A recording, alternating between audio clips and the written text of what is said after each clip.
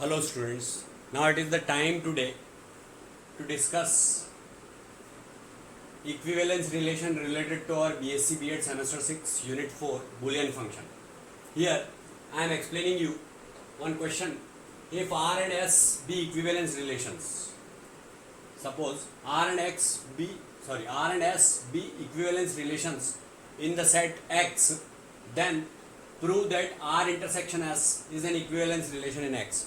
Means हमको ये prove करना है कि अगर R और S दोनों इक्विवेलेंस रिलेशंस हैं सेट X में, तो R इंटरसेक्शन S भी इक्विवेलेंस रिलेशन होगा सेट X में.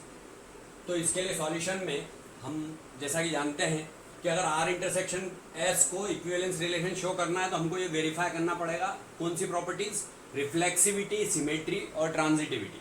So to show that R intersection S is equivalence relation, we have to verify the properties of reflexivity, symmetry and transitivity.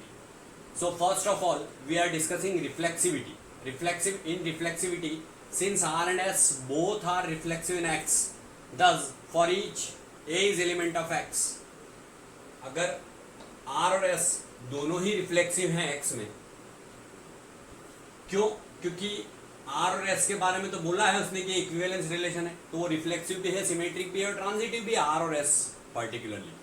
तो both are reflexive in X, thus for each A is element of X. तो अगर A element है X का तो AA element होगा R का और AA element होगा S का.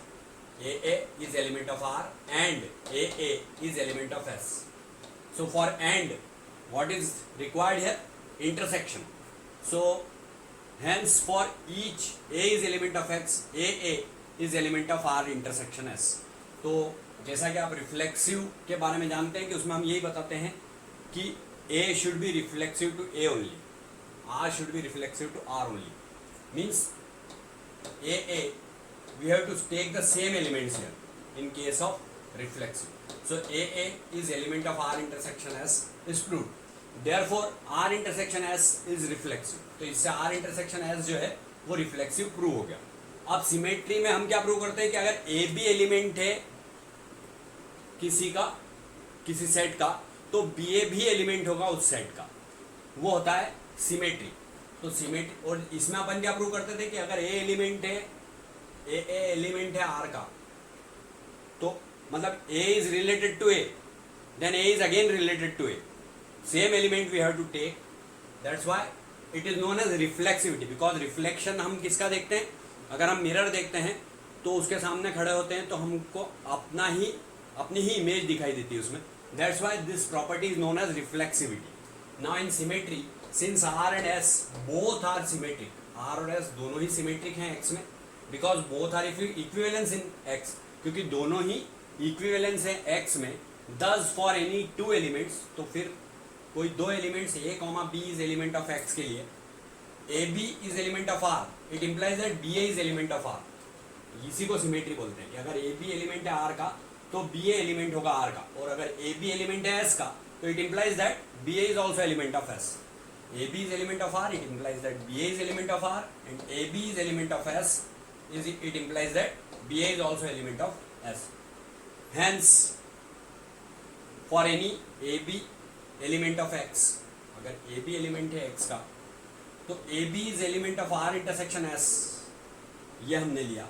It means that AB is element of R, and for intersection what we have to write? And. Intersection के लिए हम क्या लिखते हैं? एंड, या हिंदी में बोले तो और. तो AB is element of R and AB is element of S. फिर हम क्या लिखेंगे? अगर AB एलिमेंट है R का तो BA भी एलिमेंट होगा R का, क्योंकि यहाँ हम प्रूव कर चुके हैं. तो BA is element of R and here BA is element of S. So that's why BA is element of R intersection S. And के लिए हम intersection लगाते हैं, तो BA एलिमेंट हो गया R intersection S का.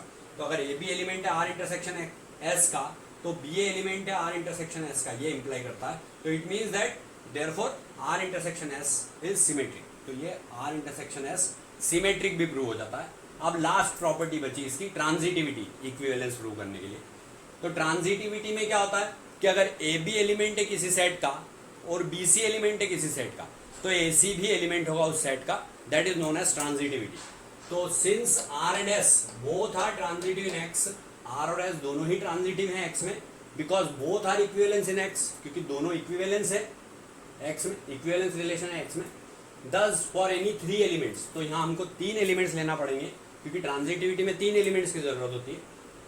ए B C is element of X, A comma B comma C is element of X, तो A B comma B C is element of R, it implies that A C is element of R, क्योंकि ये transitive है are और S, तो इसलिए A B और B C अगर element है आर के, तो it implies that A C is element of R. A comma B comma C are element of S, it implies that A comma C are element of S. तो ये अपन ने are और S के लिए बता दिया। Hence for any 3 elements A comma B comma C is element of x.